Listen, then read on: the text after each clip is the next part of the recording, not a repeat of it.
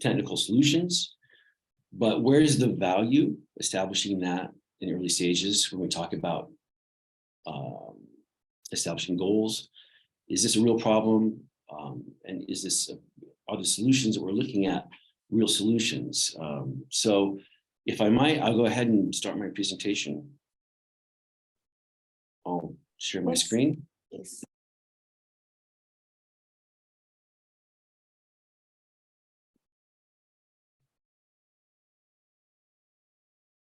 So yeah, with the City of Amsterdam, and now the Responsible Sensing Lab of part of the Amsterdam Metropolitan Solutions Institute, we developed the Responsible Sensing Toolkit. Now we finished a program with the police. This is a use case, a very practical one that I'll discuss for as a specific example, that hopefully will illustrate exactly what we've done. Little background. We started with the City of Amsterdam for 2015 CITIXL Amsterdam, and we created the IoT Living Lab with the CTO of the City of Amsterdam, Baron, a really great guy who has a really a clear vision about creating social value in the city, and doing so in a ground up approach that combines top down, so that there's a lot of co-creation opportunities. There's a lot of working together with the citizens to create, prototype and test solutions with startups and individuals and organizations in the city, as a sort of the city here in Amsterdam, a living lab. There's over 40 living labs in the city, if you count some of the academic field labs and various initiatives. So it's a great place to prototype and test solutions in public spaces. In CITIXL Amsterdam, we learned a lot about large crowds, 2.3 million people in 3 days in public spaces, walking around the city. And the goal with that is to give them tools to know where to go when, and to direct traffic so that they can have a safer and more pleasant experience. We collaborated with the police and many stakeholders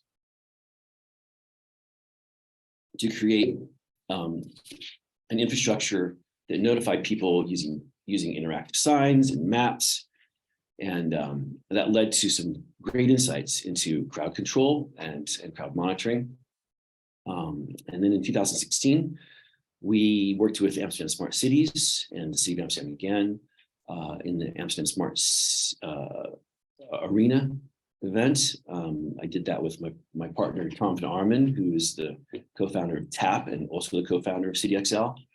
And there we prototyped, we ideated and prototyped solutions for large arenas. The Amsterdam Arenas faces a lot of common challenges with other arenas. How do you influence the experience that makes it safer, more pleasant? How do you direct traffic if there's an emergency? All sorts of things. We find a lot of the challenges we have in the city is not just how we face normal activity, but how we look at a crisis situation, and how that crisis situation can be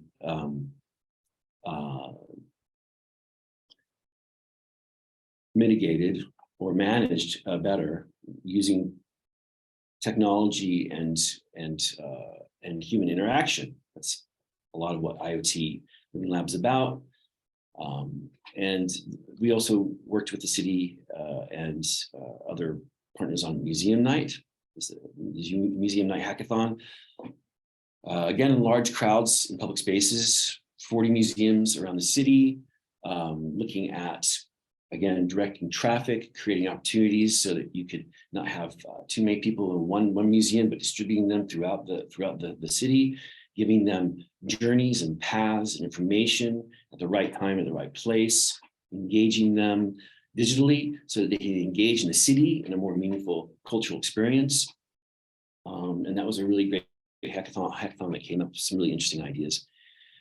Again, engaging the community, engaging people in context, testing and prototyping during the event in context, and measuring impact based on data and qualitative feedback from people, from the citizens,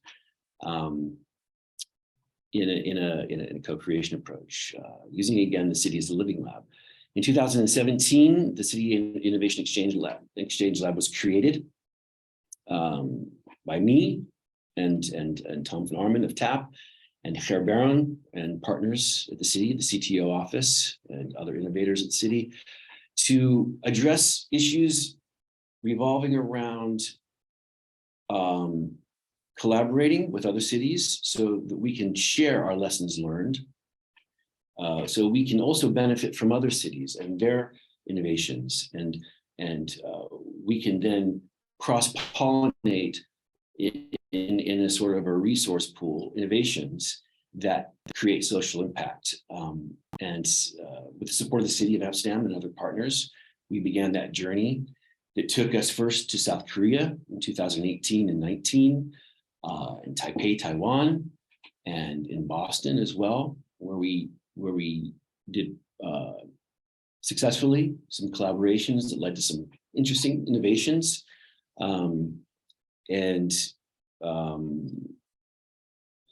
Then we began computer vision testing and for crowd monitoring, ethical crowd monitoring, in the city of Amsterdam, in collaboration with the city of Taipei.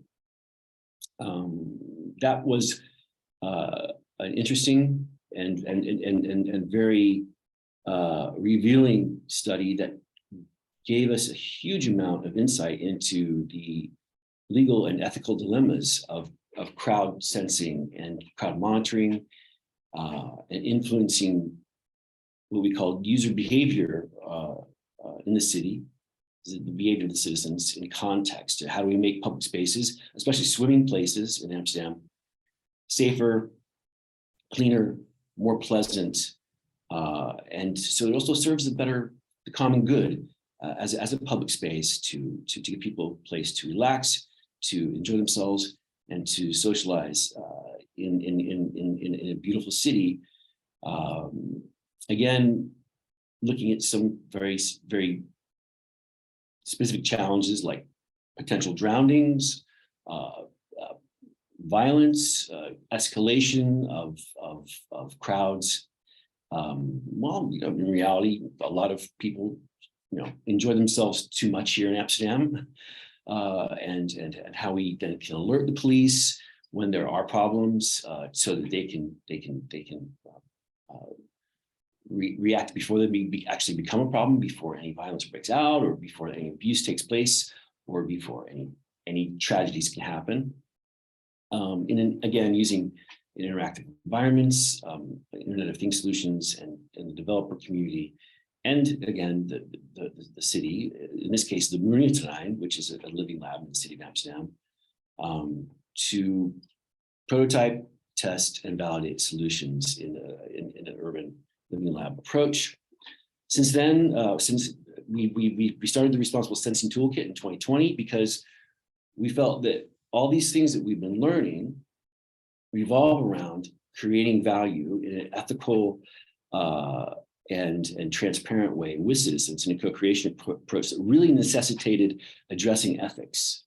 And really, because the barrier that we experienced during these lessons we learned is engaging citizens is difficult because of trust issues, first of all, and also communicating the value. What's in it for me? Why should I participate in something like this? How's it going to affect my life? And then getting them involved in early stages of like, well, is this really a problem? Asking them questions, the right time. I mean, is this the right approach? Is this necessary? Are there other ways? What's the root problem? And creating that dialogue in a series of these interventions and engagements really informed us that we really need to look at how we can, in the city of Amsterdam, engage citizens in an ethical, step-by-step process so that municipalities can create responsible solutions excuse me, in a sort of in an approach that can become sort of, I wouldn't call it a methodology, but definitely a framework. We then worked with Poland, an organization in Poland, on how theoretically how to apply these lessons learned and the first phases of the toolkit in the creation of 3 living labs or urban labs in 3 cities in Poland, in a series of workshops that took place online, because of course COVID came into the picture, and they were going to we were going to exchange some solutions, but of course that wasn't possible during COVID.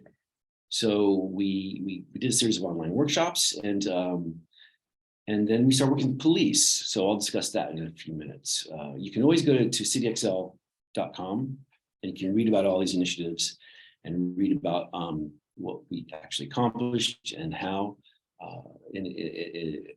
Whenever, I mean, it's there for you as a resource. Hopefully it will be informative. What we really learned, and what I want to talk about for this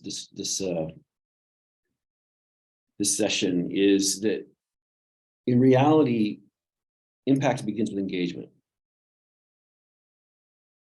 It's important to think about how that really matters when you're thinking about financing or budgeting or solution provision or creating interventions in cities, because a lot of mistakes that we make are mistakes based on assumptions that aren't, we know the solution to a problem, especially when it comes to technology, and this really works, and it's been prototyped here, and it creates this sort of impact.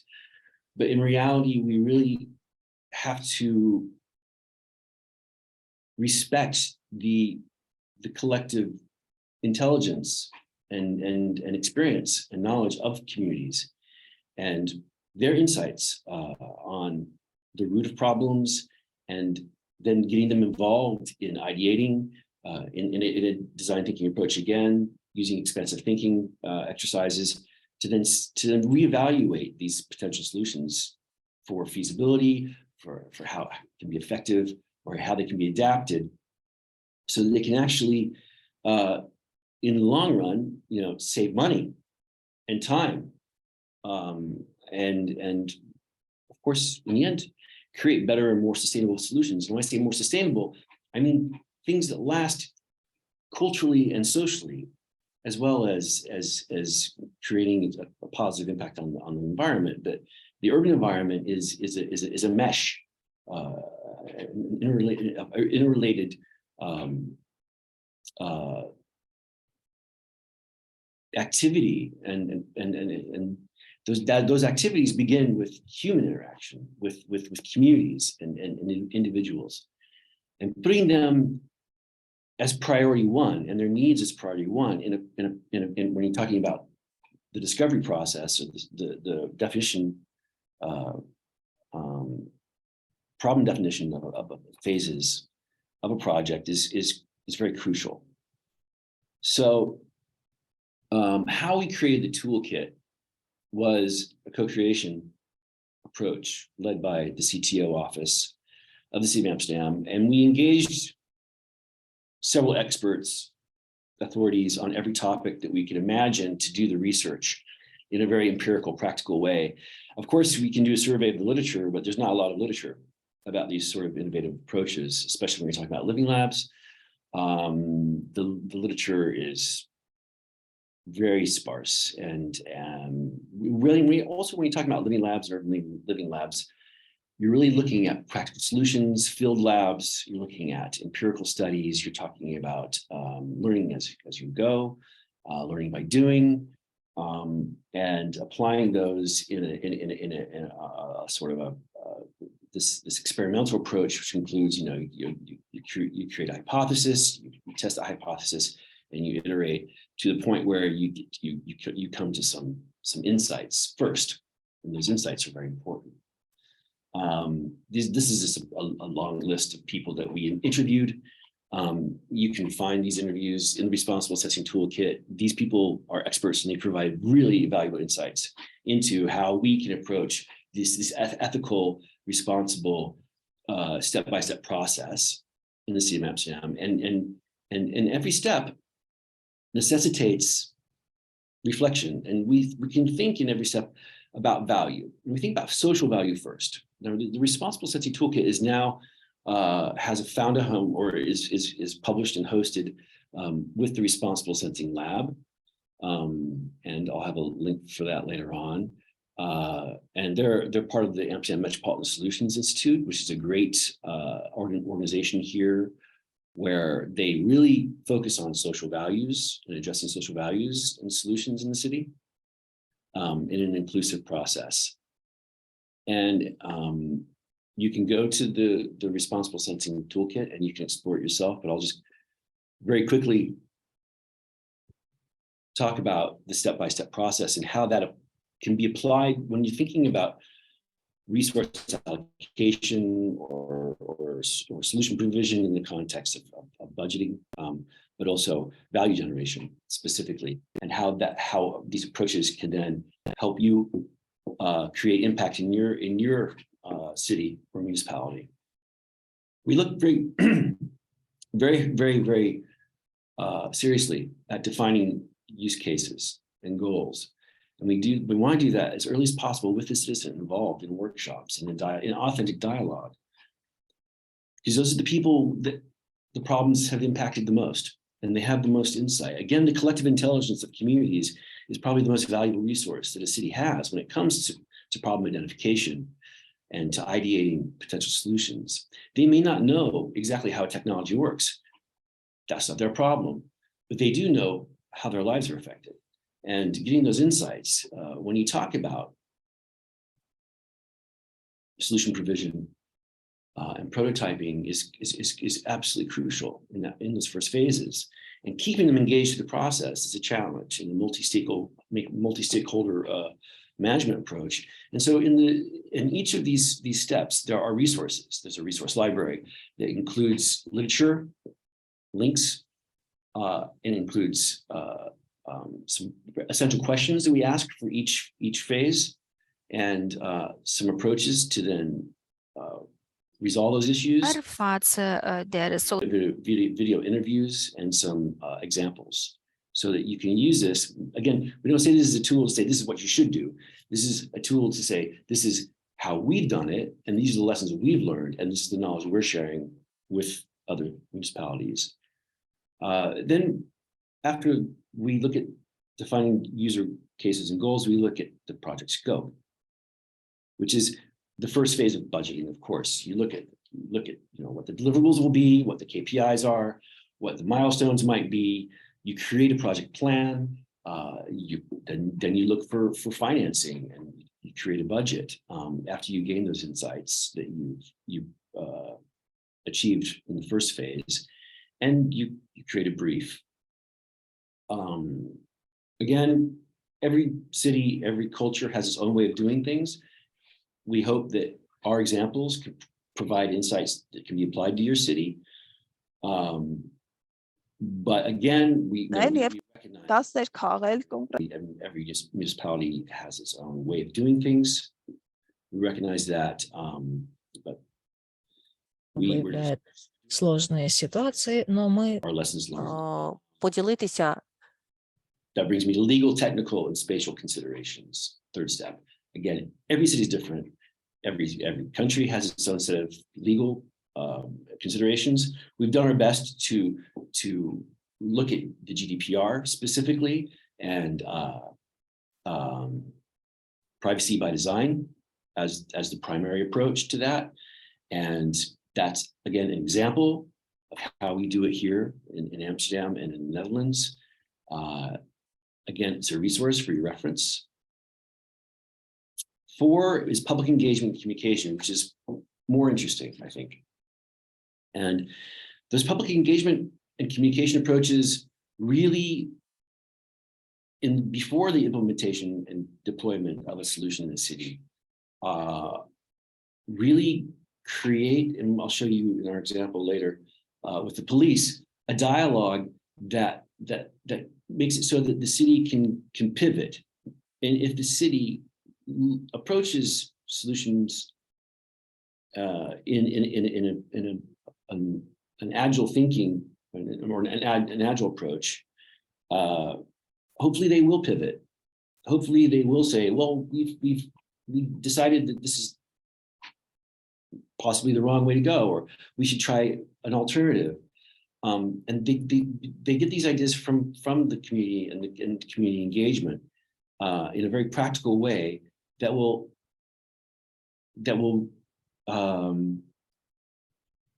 either validate assumptions or bring issues to the forefront that really need to be resolved before investing any more time or any more money in a solution that may not have any impact. So that's a good section, and there's a lot of examples there, practical examples, and that's a good resource. Data collection and processing is more technical, step 5, and that's about sensing specifically. If we're using technical solutions that create data, how do we structure that in a secure way, in a responsible way, in an ethical way? How do we actually make that participatory? How do we make that data available to the public in open data platforms to then create data enrichment and distribution? We want people to use the data. We want the developers to create independently and organizations to use that data in such a way to create value in the urban environment. And then finally, impact analysis, reflection, and evaluation. Also in an iterative approach, an agile approach, we really need to look at lessons learned and apply them to the next iteration in a whole circular approach. So on the website, Responsible Sensing Lab, you will find Toolkit on the top right-hand side. And if you click on Toolkit, you'll go to the Responsible Sensing Toolkit specifically. There's other aspects of the Responsible Sensing Lab that are very interesting. There are projects, there's a lot of information. Again, it's about approaching social value in the urban environment. The Responsible Sensing Lab is in itself and responsible. The Amsterdam Metropolitan Solutions Institute is also a great resource when you're thinking about problem solving.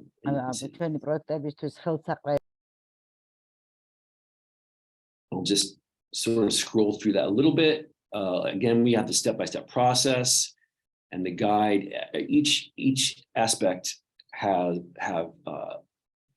resources. You can click on the boxes and you can explore each of these steps in detail. When we do workshops, we start with the decision canvas, which is about boiling the issues down to very specific questions, one specific question per stage. We provide workshops. The Responsible Sensing Lab provides workshops to practically apply this toolkit to a specific problem or to help a municipality or organization apply it to a specific problem. And these are our partners. Dan Krunig is the CTO office liaison, and Tom van Armen is the founder of TAP, and I'm the founder of IoT Living Lab and CITIXL. So practically, our first real application of the Responsible Sensing Toolkit was the police. And this is the scene of our first workshop that actually did take place during Corona times, and we did get permission from the city. And this took place in the municipal offices, and a lot of those people in the back are citizens. These are trusted people in the community that are active in as leaders and as advisors in the city, and they have in-depth insights into what is actually going on in the streets. And for the police, their problem is how do we ethically pre-scan people in public spaces for weapons, specifically knives? That's a very ethical time bomb waiting to explode if you don't address the issues with the citizens in a very early stage. They had made mistakes in the past. They had done pilots in public spaces and had been criticized by the media and the community. So they decided to approach it and with the City of Amsterdam, decided to use the ResponsibleSensing Toolkit as a framework to then re-examine the problem with the citizens in a series of workshops. And this was the first workshop.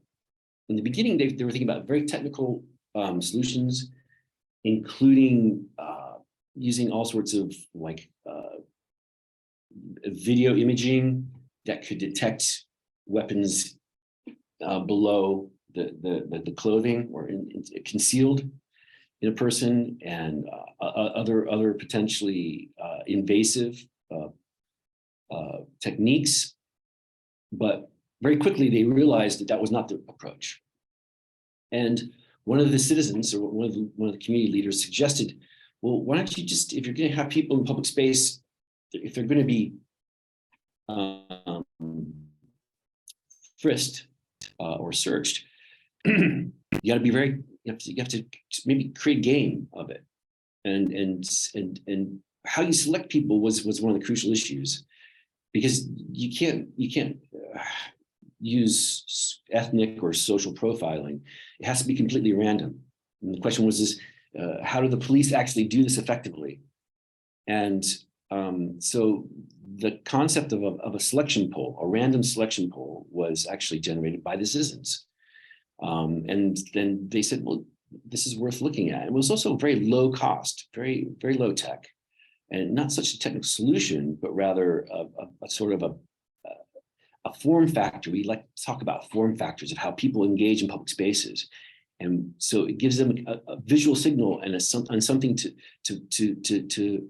start a process where they feel that they're participating in something. And so we tested this inside in the wintertime for the first time on the Mobilization in the Living Lab with people who actually do interventions and frisking in public spaces, the police, and again, the citizens. And this is sort of how it works. That's the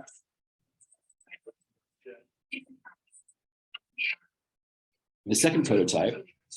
Basically, you hit the button and it randomly selects you based on the algorithm and tells you to either go ahead or go to the right or left. It gives you some instructions verbally and visually.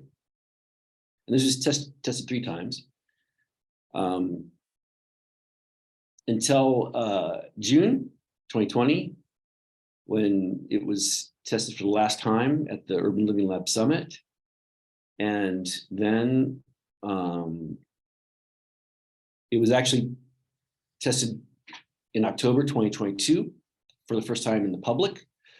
And there was really good positive feedback from the cities, from the city stakeholders, and also from the citizens. They understood what was happening. It was a great way to engage them in a friendly manner at first, and then give them the opportunity to ask questions. And there were instructional pamphlets and information given out. There's a website we recommended with our conclusions that there be escalation paths, including the website, where the citizens could ask questions, and those questions were answered, and that website's been very active. And this started in October 22 in the museum district in Amsterdam, specifically. And that is my story. I want to thank you again very much for your time and your attention. And I'm really happy to be here and really happy to answer any of your questions. Thank you very much. Thank you very much, Paul. Thank you for the very interesting presentation, presenting the Sensing Lab initiative and how it can be useful for designing very innovative solutions for our cities. So we will open the floor for questions among our participants. I would just advise you, Paul, to put your interpretation to English, so you can understand the questions that would be. So you just go below. There is some kind of a globe or a planet, and put it to English. Got it. Good. So over to you, dear participants, if you have any questions to ask Paul.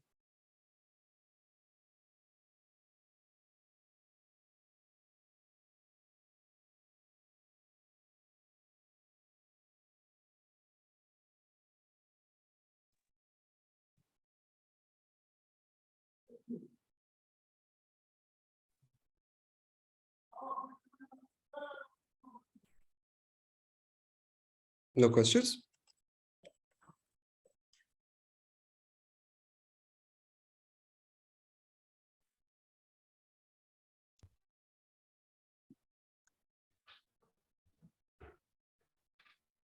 Okay, so if there are no questions, I will start with asking you one question, Paul. So you, according to your experience, so you have been supporting cities through innovative sense-making processes, so notably through the RST tool and the 6 steps that you have just presented. At what proportion do you believe, I don't know if this has come your way, at what proportion do you believe that resource mobilization and financial issues in general related to mobilizing finances or mobilizing funds or to budgeting remain a challenge for cities? And how do you think that the RST tool and the 6 steps can be used to address some of those challenges, and notably related probably to ethical matters, for example? I don't know if you got my question on this. Well, that's a multidimensional question, like a 3-part question. So first of all, looking at the current situation, we here in the Netherlands experienced a crisis with COVID, and during that crisis, of course, budgets were very difficult because the resources had to be diverted to address that crisis. What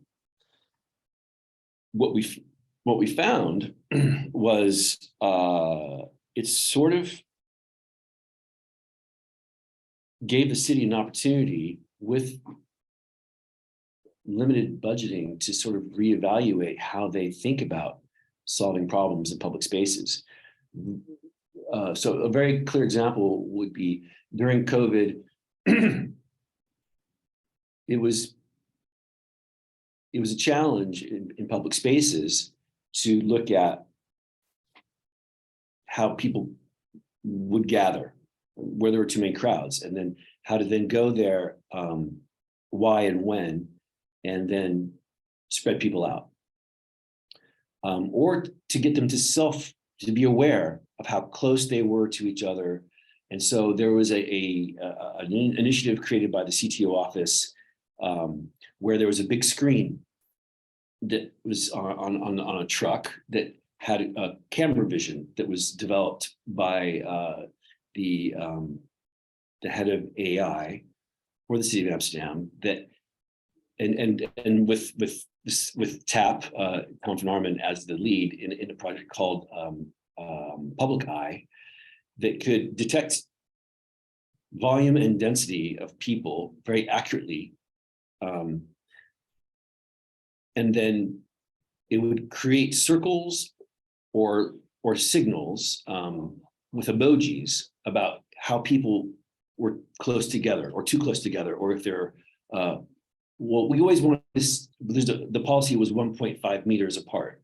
So if you were 1.5 meters apart, they had green positive emojis, and if you were too close, it had red circles and red negative emojis. And that truck went into public spaces, and it was remote. And when it went to public spaces, there were people there talk to people about, what do you think about this? Is this helping you be aware of how close you should be or shouldn't be to people? And they got feedback from the community, because it is actually a very practical way to inform people in an interactive way in context. And this is a very practical, low budget approach. It wasn't very expensive. But it proved to be an effective way to create this awareness. So I think that when you think about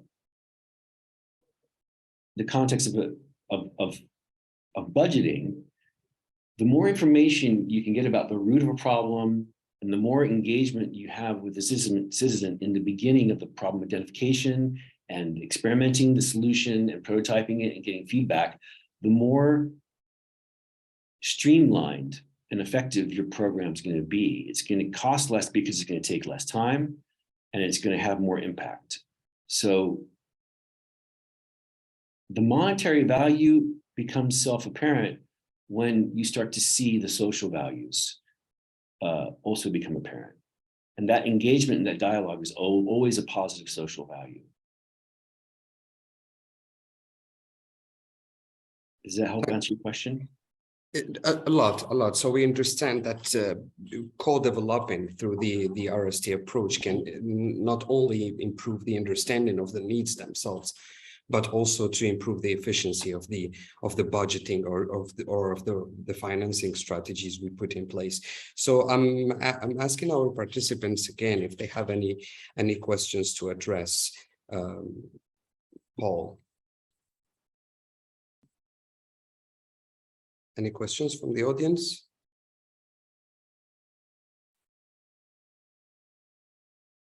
So funding and financing are very important stakes for cities. So I am sure you have something to ask.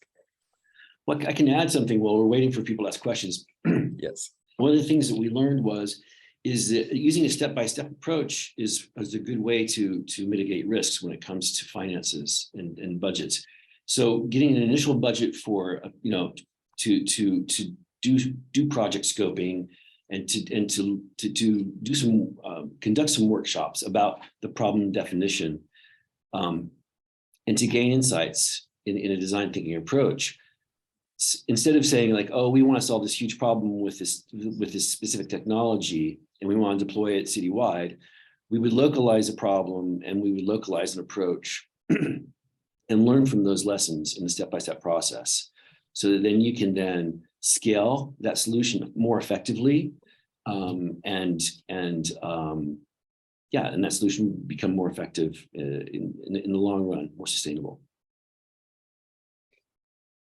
Is CITIXL willing to expand its cooperation with other European cities like you guys did with Poland? Would you envision working with other cities?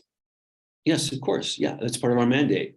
So also the Responsible Sensing Lab, the City of Amsterdam, CTO office, we're partners. We are still exploring possibilities. Of course, now after post-COVID right now, and also, with the crisis in Ukraine, there are other priorities, but there's always opportunities when we're talking about collaboration. For instance, I'm working on an international project to implement smart water systems in cities, in Delta cities specifically, that are at risk for flood. And we're searching for partners. We're looking right now in China and Southeast Asia, for instance. That's a specific project, but there's always the possibility to collaborate on any project that has social impact as its goal. Great. I see that Tatiana Lepinska has activated her mic.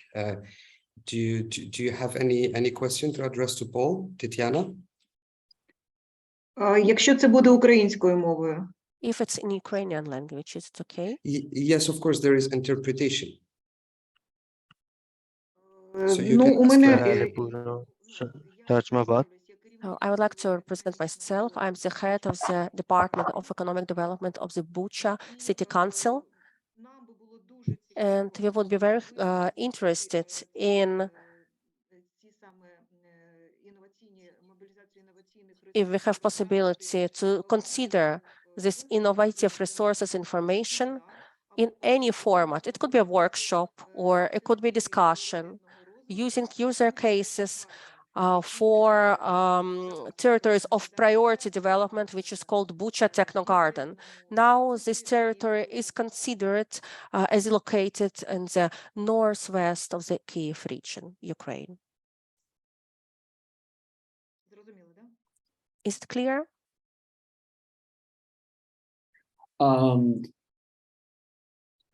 Well, I would say, Tatiana, can you give me a specific problem, or I mean, I'm sure there's a lot of problems in the region at the moment.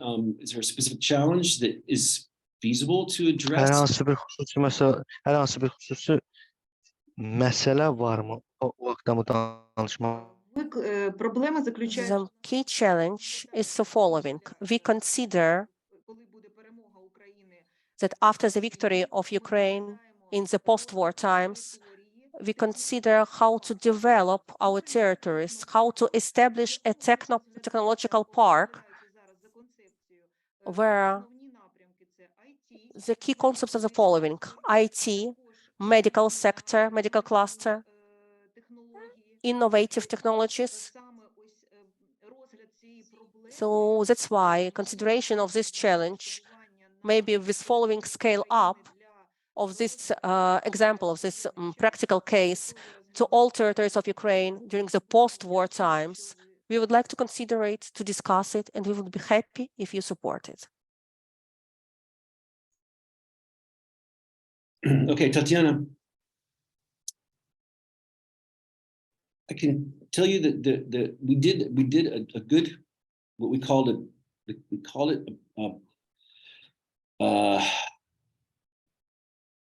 what did we call it? It was an expansive thinking exercise with the city of Boston and the Wentworth Institute of Technology, where we actually approached problem areas in southern Boston physically. We took bicycles there and we engaged the community in a dialogue about how they could reform urban wilds. We call urban wilds these wasted spaces, derelict buildings, unused and even polluted city lots, so that they could contribute to creating value in these spaces in context with community needs and technology. And we got the Wentworth Institute of Technology and designers and urban planners and students and the city and the citizens together for 3 days. And we ideated 12 concepts that were very practical, that created collaboration to generate value for the community. And then the result was that 3 of them were financed by the city to prototype in a triple helix or quadruple, the cities, citizens, knowledge providers, and solution providers collaborating. So a technopark is a knowledge institution where people can engage in solution provision for urban problems. So I would say this is something that we can approach the CTO. We can approach our partners at the Amsterdam Metropolitan Solutions Institute to explore the possibilities of a workshop or an ideation session in a very practical way that could inform your partners in a practical exercise that's possible. We'd love that. Я можу тоді відправити на Then ваш I could send you to your email our presentation. It's not even a problem. It was our development criteria before the war. So it was supported by the state, by the government of Ukraine, by the president of Ukraine. This exact concept of the territory's development. So considering that now we have other challenges, and maybe after the war, the challenges will change. So I would like to discuss this issue with you. You could just send me a private message with your email address, then I will follow up with an English presentation, which we have developed before the war.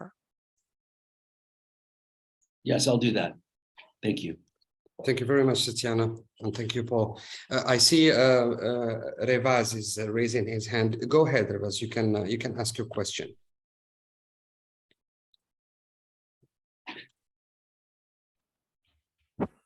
დიდი მადლობა რომ მომეცა საშუალება ჩემი აზრი გამოვთქვა. ძირითადად იმ თემებზე მინდა გავამახვილო. Thank you for allowing me to express my opinion. Basically, I would like to highlight the topics in which we need support. We need to engage more high tech for improving efficiency. One important issue mentioned here was engaging people in budgeting based on Georgian experience and experience of a city where I live and cities and municipalities where I have worked. The methods available today for budgeting process are not that efficient, and consequently, from the first glance, we have some legal local regulations for engagement of public engagement. So some groups are maybe engaged, but these technologies available at the moment are less comfortable and less promote this and facilitate this process. And in my opinion, one area you could or your partners, colleagues could help us sharing their experience and providing some resources is namely, the development of innovative participation and innovative budgeting tools. And we have some opinions and visions in this regard. For example, we have developed participatory budgeting tool, which could be interesting and simple for use, and in this we need some support. This is one of the topics, using high technologies in budgeting process. Second is again about participation. Here we mean use of high technologies in urban planning, and it will make the process more interesting, more visible, and help us to engage youngsters who are not distinguished by high level of participation in Georgia and maybe in many other countries as well. And with the help of this high tech, they could be more engaged, or maybe via spectacle glasses or other technologies might be very helpful for engaging them in urban planning. Here we have a lot to work because there are so many many technological innovations should be implemented and introduced. And I want to echo my previous presenter that we would with great pleasure work with Bucha Technopark to implement all this in winner Ukraine and in our country. Thanks a lot, Revaz. Well, I mean, I don't know exactly what the question is, except for, of course, it's CITIXL's mandate to explore collaboration, and those collaborations can be multi-city collaborations. I'm happy to facilitate any exchange of information that can help you in your journey to increase citizen engagement using technology in the context of social impact.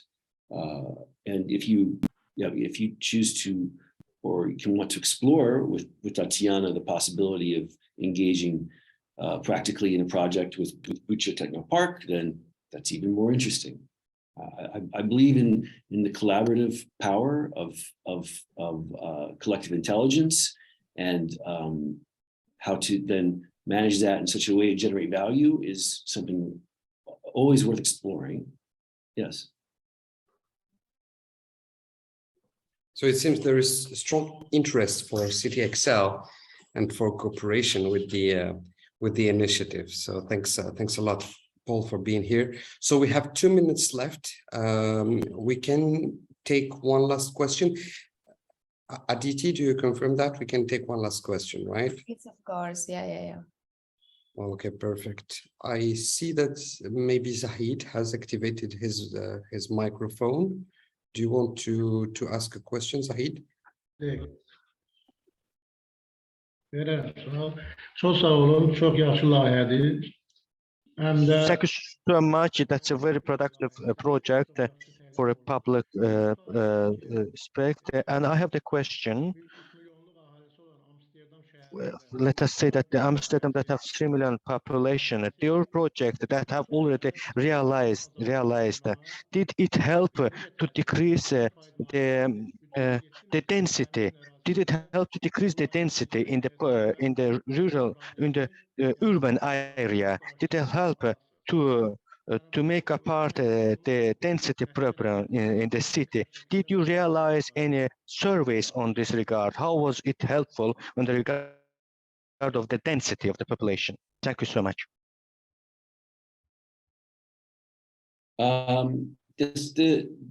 Where the trucks were deployed and the screens were deployed, the interaction was immediate, and the red signals got people to separate to the desired 1.5 meter distance immediately. This is recorded with permission, of course, and quantified, not just with the videos, but using computer vision techniques that you could actually see using data when people distanced after they received the signals. So there's creating quantifiable data and qualitative results. But these areas were very small. The screen's quite big. The screen was 2 by 1 meter, no, bigger, maybe 2.5 by 1.75 meters. And we did put them in public spaces that were very, very busy. Of course, that's where the problems occurred. Yeah, you could observe the results immediately. Does that answer your question?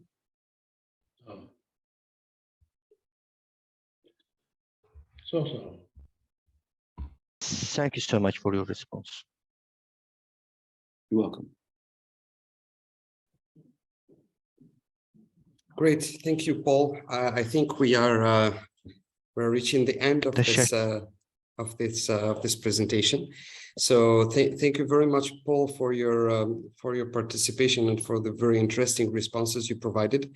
It really seems that there was interest from Ukraine, from Georgia, from Azerbaijan for the project and for the approach you are proposing. So thank you very much, and I encourage the participants to consult the website, which is can you remind us so it's CITIXL.com, right? Yes.